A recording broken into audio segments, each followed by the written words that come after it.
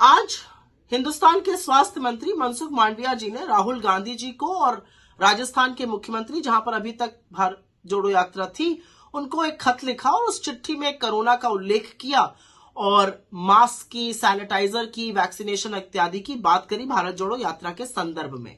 पते की बात यह है कि यह चिट्ठी मनसुख मांडविया जी ने उस पत्र पर आधारित करी है जो भाजपा के राजस्थान के सांसद पीपी चौधरी जी ने स्वास्थ्य मंत्री को लिखा था और कोरोना का और भारत जोड़ो यात्रा के संदर्भ में कुछ चिंताएं जाहिर करी थी। तो पहली बात तो चिट्ठी भी भाजपा के सांसद के आधार पर लिखी गई है और वो प्रेषित कर दी गई है आगे।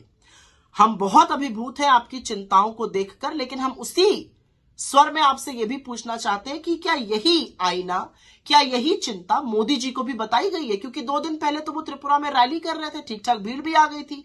तो क्या वहां पे कोरोना नहीं फैलेगा क्योंकि वहां पे महामानव चले गए? पहली बात। दूसरी बात, और मैं ये बड़ी जरूरी बात आपसे करना चाह रही हूं कि क्या हिंदुस्तान में कोरोना को लेकर कोई नए प्रोटोकॉल बनाए जा रहे हैं? क्योंकि अभी तक तो आप लोग अपनी पीठ ठोक के और सीना ठोक तान के कहते थे कि कोरोना पर हमने विजय पा ली। आज कहीं कोई नियम कानून ही नहीं है, चाहे प्लेन हो, चाहे ट्रेन हो, चाहे सार्वजनिक जगह हो, बिना मास्क के लोग आराम से घूम रहे हैं। इसका मतलब कोरोना नियंत्रण में है। और एक बहुत जरूरी बात यह भी कि क्या आपके मंत्रालय ने कोरोना के संदर्भ में कोई नए नियम और कानून बनाए हैं?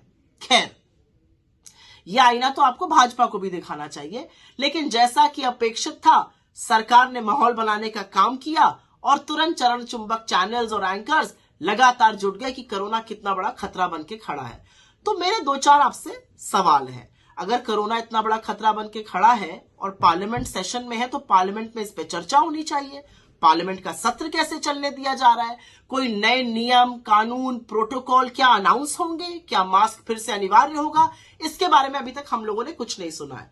और असलियत तो यह है कि जब कोरोना काल था, तब तो आप नमस्ते ट्रंप करा रहे थे और चुनी हुई सरकार मध्य प्रदेश में गिरा रहे थे।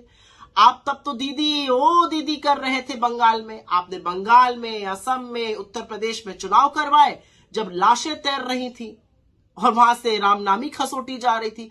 अब आपको कोरोना की चिंता याद आ गई। ये कुछ नहीं है, ये भारतीय जोड़ो यात्रा को देखकर भारतीय जनता पार्टी की अंदर की जलन और द्वेष है।